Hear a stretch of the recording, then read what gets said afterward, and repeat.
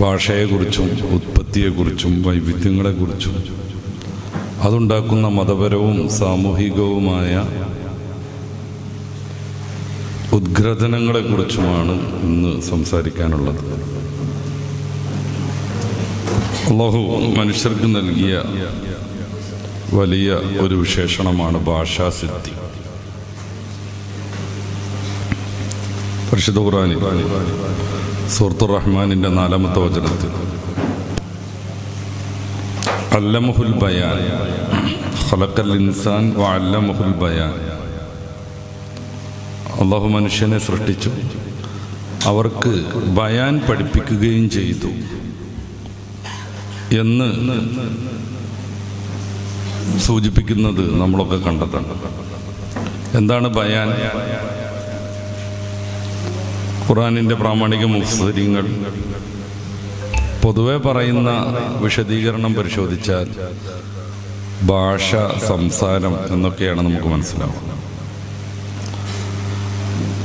നന്മതിന്മകൾ എന്ന വിശദീകരണമുണ്ട്. ശരീഅത്ത് എന്ന വേറെയും വ്യാഖ്യാനങ്ങളുണ്ട്. അതുകൊണ്ടാണ് ഞാൻ പറഞ്ഞത്, പൊതുവേ നമ്മൾ സംസാരിക്കുകയാണെങ്കിൽ, ചിന്തിക്കുകയാണെങ്കിൽ ഭാഷ അല്ലെങ്കിൽ സംസാരം രണ്ടും ഏകദേശം ഒന്നാണ് താൻ. അപ്പോൾ മനുഷ്യരെ ഇതര ജീവികളിൽ നിന്ന് വ്യത്യസ്തരാക്കുന്ന വിവിധ വിശേഷണങ്ങളിൽ പ്രധാനപ്പെട്ട ഒന്നാണ് ഭാഷ ഉപയോഗിക്കാനുള്ള സിദ്ധി, കഴിവ്. ഖുർആനിൻ്റെ ഈ പ്രയോഗത്തിൽ നിന്ന് ഭാഷ സൃഷ്ടാവായ അള്ളാഹുവിൻ്റെ സംവിധാനമാണെന്ന് നമുക്ക് മനസ്സിലാക്കാൻ പറ്റും. പിന്നെ എങ്ങനെയാണ് മനുഷ്യൻ അള്ളാഹു ഭാഷ പഠിപ്പിച്ചെടുത്തത്? നമ്മൾ സാധാരണഗതിയിൽ ഭാഷാ പഠനത്തിന് അധ്യാപകരെ ഉപയോഗിക്കാറുണ്ട്. അപ്രകാരം തന്നെ മറ്റ് മാധ്യമങ്ങളും ഉപയോഗപ്പെടുത്താറുണ്ട്. അള്ളാഹു മനുഷ്യന് ഭാഷ പഠിപ്പിച്ചു കൊടുക്കുമ്പോൾ അങ്ങനെ ഒരു അധ്യാപകനും ശിഷ്യനും എന്ന രീതിയിലുള്ള പഠനമല്ല, മറിച്ച് ഭാഷ ഉൾക്കൊള്ളാനും പഠിക്കാനും മനസ്സിലാക്കാനും നിർദ്ധാരണം ചെയ്യാനും ഗവേഷണം നടത്തി പുരോഗതിയിലേക്ക് എത്താനും പറ്റുന്ന സിദ്ധിവിശേഷവും ബുദ്ധിവൈഭവവും അള്ളാഹു മനുഷ്യന് നൽകി. ഏകദേശം ഒത്തുപോകുന്ന വിരുദ്ധമല്ലാത്ത മറ്റൊരു വിശദീകരണമാണ് ആദം നബി അലൈഹിസ്സലാത്തു വസ്സലാമിന് അള്ളാഹു ഭാഷ നൽകി. എന്നിട്ട് അത് പരമ്പരയാ മനുഷ്യകുലം കൈമാറി മാറി. പരിശുദ്ധ ഖുർആനിലെ സൂറത്തു അൽ ബഖറ 31-ാമത്തെ വചനത്തിൽ വഅല്ലമ ആദമൽ അസ്മാഅ കുല്ലഹ, ആദം നബി അലൈഹിസ്സലാത്തു വസ്സലാമിന് അള്ളാഹു ഇസ്മുകൾ പഠിപ്പിച്ചു കൊടുത്തു എന്നൊരു പ്രയോഗം. ഈ ഇസ്മ എന്താണ്?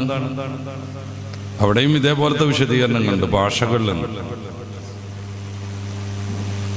സാധാരണഗതിയിൽ ഇസ്മി എന്നുകൊണ്ട് അർത്ഥമാക്കുന്ന പേരുകൾ, എല്ലാ വസ്തുക്കളുടെയും പേര്, അത് പഠിപ്പിച്ചെടുത്തു എന്ന് പറഞ്ഞാൽ ഇന്നതിൻ്റെ ഇസ്മി ഇതാണെന്നും അത് ഉച്ചരിക്കാനുള്ള കഴിവും അത് പ്രയോഗിക്കാനുള്ള ശേഷിയും ഒക്കെ നൽകി എന്നാണ് അതിൻ്റെ അർത്ഥം. ഇപ്പോൾ സംസാരിക്കാൻ കഴിയാത്ത ഒരാൾക്ക് എന്തിൻ്റെ പേര് കിട്ടിയിട്ടും പ്രത്യേകിച്ച് അത് പ്രതിഫലിപ്പിക്കാൻ മൂപ്പർക്ക് സാധിക്കും. അപ്പൊ അള്ളാഹു ആദം നബിക്ക് ഇസ്മ പഠിപ്പിച്ചു കൊടുത്തു എന്ന് പറഞ്ഞാൽ ഭാഷാപ്രയോഗങ്ങൾ പഠിപ്പിച്ചു എന്ന് തന്നെ ആ അൽ ബഖറയിലെ സൂക്തം വിശദീകരിച്ച് പറഞ്ഞ പണ്ഡിതന്മാരെയും നമുക്ക് കാണാം. അപ്പൊ അള്ളാഹു നമുക്ക് നൽകിയ ബുദ്ധി, ചിന്താശേഷി, പക്വത, വിവേകം പോലെയുള്ള ഇതര ജീവികളിൽ നിന്ന് നമ്മളെ വ്യത്യസ്തരാക്കുന്ന വളരെ വിശേഷപ്പെട്ടൊരു കഴിവാണ് ഭാഷ എന്ന് പറഞ്ഞത്. ഈ ഭാഷ മനുഷ്യനുമായി ബന്ധപ്പെടുന്നത് അവൻ്റെ അന്തരംഗങ്ങളിലുള്ള ആശയം മനുഷ്യന് പ്രതിഫലിപ്പിക്കാൻ. ഡെവലപ്പല്ലാത്ത ഭാഷ സംസാരിക്കുന്ന ആളുകളുണ്ടായിരുന്നു, ഇപ്പോഴും ഉണ്ട്. കൂക്കുഭാഷ എന്നൊക്കെ പറഞ്ഞിട്ടുണ്ടെങ്കിൽ കൂവൽ, അതന്നെ പല രീതിയിലുണ്ട്. കൂയ് നമ്മൾ പറഞ്ഞിട്ടുണ്ടെങ്കിൽ എന്നിട്ട് നോക്കിയെന്നതിൻ്റെ അർത്ഥം. ഒരാൾ നോക്കാൻ വേണ്ടിയിട്ട് നീട്ടിയിട്ട് കൂന്ന് പറയില്ല. നേരെ മറിച്ച് എന്തോ ഒരു അനർത്ഥമുണ്ട്, അതെല്ലാവരും ശ്രദ്ധിക്കണം എന്നറിയാൻ. ഇപ്പോൾ ഒരു പുഴയിലൂടെയൊക്കെ വെള്ളം വല്ല അണക്കെട്ടും പൊട്ടിയിട്ട് ഒന്നിച്ചു വരികയാണെങ്കിൽ ശ്രദ്ധിച്ചോണം എന്നറിയാൻ വേണ്ടി, അറിയിക്കാൻ വേണ്ടി ഇത് ആദ്യം കണ്ട ആളുകൾ കൂവി ഓടും. അത് വേറൊരു പ്രയോഗമാണ്. മത്സ്യം കച്ചവടം നടത്താൻ വരുന്ന ആളുകൾ ചിലയിടങ്ങളിൽ കൂവും. ആ കൂവ് കണ്ടാൽ അറിയാം ഇത് മറ്റൊന്നുമല്ല, മത്സ്യക്കാരൻ വന്നു. അങ്ങനെ കൂവുന്നൊരു ഭാഷാ ശൈലിയുണ്ട്. അതിൽ പ്രത്യേകിച്ച് അക്ഷരങ്ങളോ പദങ്ങളുടെ യോജിപ്പോ സംയുക്തങ്ങളോ ഒന്നുമില്ല. വെറും ആ ഒരു കൂവണൊച്ച മാത്രമേ ഉള്ളൂ. പല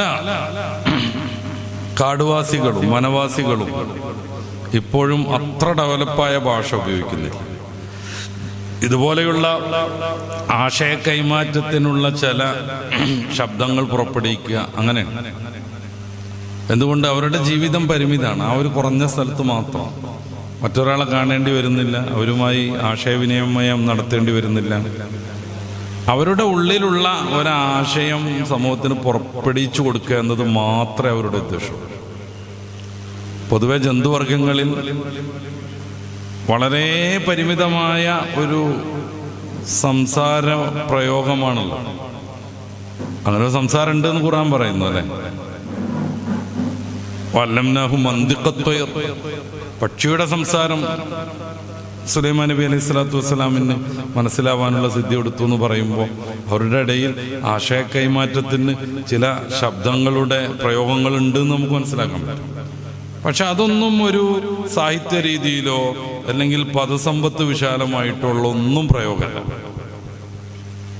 അങ്ങനെ ഒരു ശബ്ദം വ്യത്യസ്ത രീതിയിൽ പുറപ്പെടുവിപ്പിക്കാൻ അവർക്ക് സാധ്യമല്ല. വളരെ അപൂർവമായ 2-3 പ്രയോഗങ്ങൾ ഉണ്ടാവും. കുറച്ചുകൂടൊക്കെ ഡെവലപ്പായിട്ടുള്ള മറ്റു വല്ല ജന്തുക്കളിലും കുറച്ചുകൂടൊക്കെ കൂടുതലുണ്ടാവും. അതിനപ്പുറം ഒരു കലയായി അതിനെ വികസിപ്പിക്കാനോ വിശദമായി പറഞ്ഞു മനസ്സിലാക്കിക്കാനോ ഒന്നും മറ്റു ജീവികൾക്ക് കഴിവില്ല.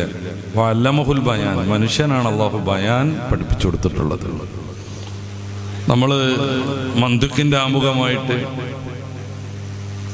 മന്തിക്കാവുന്ന യഥാർത്ഥ ഭാഗത്തേക്ക് പ്രവേശിക്കുന്നതിൻ്റെ മുന്നേ നമ്മൾ തഅരീഫിനെ കുറിച്ച് പറയാറുണ്ട്. എന്തിനാണ് ഈ തഅരീഫ്?